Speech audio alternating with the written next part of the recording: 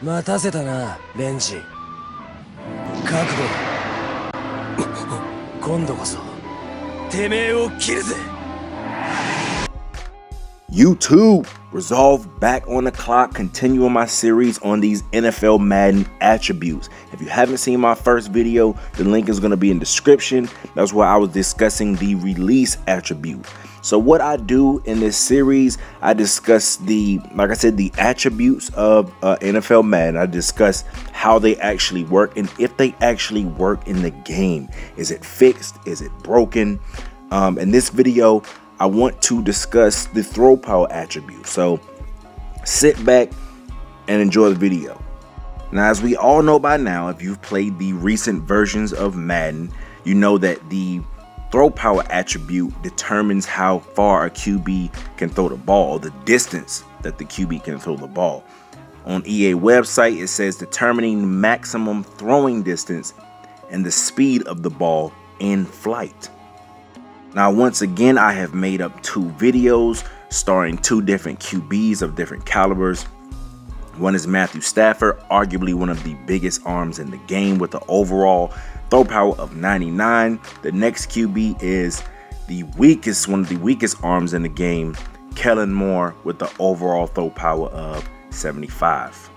As always, I show you the difficulty skill that I put it on, All Pro, default setting. And now we're going to go into practice mode. And what I did, I ran this so many times to see how I could get the maximum throwing distance from each QB. What I would do is, as you can see, I would have my QB run a 9 route, fly route, go route, however you want to call it. Once he was able to run about 30 yards downfield, I would throw the ball, and this is I'm actually able to hit the wide receiver in stride without him actually having to come back to catch the ball. So running 30 yards downfield, and then I lofted up. That's how I was actually able to get the maximum throwing distance. As you can see, I ran this play 6 times. Matthew Stafford, with the top throw power in NFL Madden 15, was able to complete passes between 60 and 65 yards with accuracy, so he can throw further than that.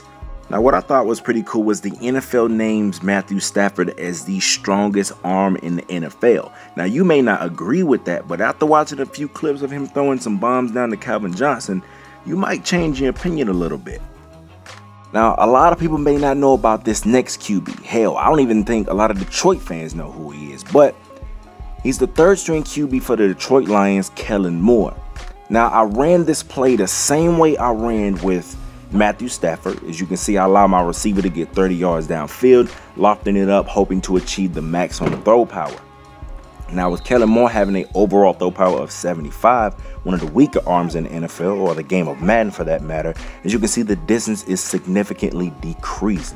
He throws about 15-20 yards less than Matthew Stafford. So as you can see, that this attribute actually works pretty good. As a matter of fact, it works quite well because it's displaying exactly how these NFL QBs are in real life. As you can see, Kellen Moore in 6 plays was able to only complete passes between 50 and 55 yards with a throw power of 75.